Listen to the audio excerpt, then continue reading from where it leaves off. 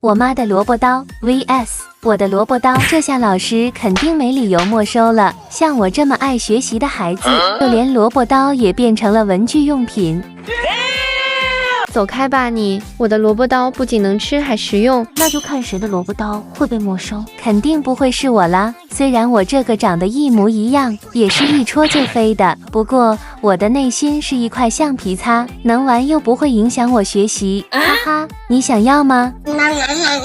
难道我带把梳子去学校，老师不会也不肯吧？里面还藏着一包糖果，有谁知道这是啥糖？一甩就出来，让我帮你梳一梳吧。咦，梳子都太庸俗了，还不如我这个鲨鱼刀。先来组装一下，快递也太暴力了。不仅造型有趣，我还是一支蜡笔呢，涂涂画画一点毛病也没有。新型蜡笔直发，你值得拥有。生活必须来点绿，这高大上的手表有哪个女生不爱呢？还能调时间呢，重点里面还藏着吃的，按压一下萝卜还会藏起来。学校也没有规定不能戴手表吧？那这可不一定啊。哎呀，有点失误，想破脑子也很意外吧？竟然玩具也能变尺子，波浪纹啊，学习起来更快乐。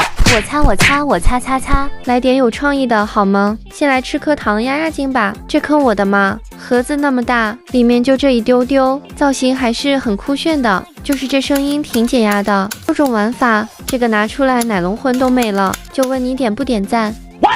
好想看看你们的萝卜刀哦。